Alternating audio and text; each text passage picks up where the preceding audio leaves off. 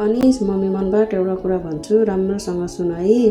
तँलाई स्कुल जान त्यति मन गर्दैनस् त धेरै मोबाइल चलाएर बस्छस्, गेम खेल्छस्। मोबाइलमा गेम नखेल भनेको होइन, खेल, तर ठिक्क लिमिटमा खेल। स्कुल जा, कोचिङ जा, तेरै लागि भविष्य हो। अब त स्कुल जान त्यति मन गर्दैनस्, मोबाइल धेरै चलाएर बस्छस् अनि बाबाले कराउनुहुन्छ। बाबाले कराएको सुन्छु, म टाढा बसेर म पनि दुःखी हुन्छु।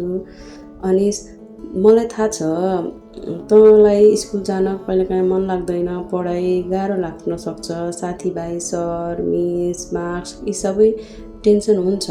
तर हेर अनिस, तेरो आमा सानैमा 5 कक्षाभन्दा बेसी पढ्न पाइन, अरूको घरमा काम गर्दै हुर्केको। अहिले पनि परदेशमा आएर दुःख गर्दैछु। किन त थाहा छ? तेरो दिदीले मम्मीले भोगेको दुःख नपरोस् भनेर हो। स्कुल जानु, पढ्नु, पास हुनु सिर्फ कागजको सर्टिफिकेट होइन। भोलि तैँले काम खोज्दा, मान्छेले रेस्पेक्ट गर्दा, आफैले निर्णय गर्दा धेरै ठुलो सहारा हुन्छ।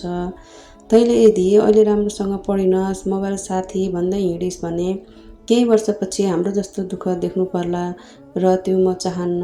मोबाइल चलाउन नहुने होइन, तर मोबाइलसँग फ्युचर आउँदैन, पढाइसँग आउँछ। अनि मम्मी बाबा तेरो दुश्मन होइन, तिम्रो साथी हो। अनिस, तँलाई कुन सब्जेक्ट गाह्रो लाग्छ, कसरी हेल्प चाहिन्छ भन् न, हामी मिलेर बाटो निकालौँला। तर एउटा कुरा बाचा गर है, कुनै पनि हालतमा स्कुल जान्न भनेर नभन्।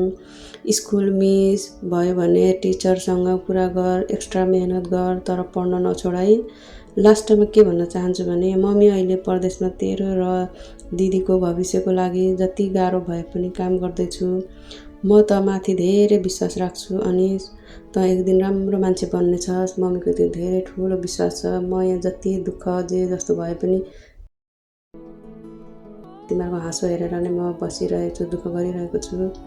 मम्मीलाई त्यही विश्वास दिला। अनि राम्रोसँग पढ, मोबाइल पनि हेर, नहेर भन्दिनँ, तर लिमिटले हेर।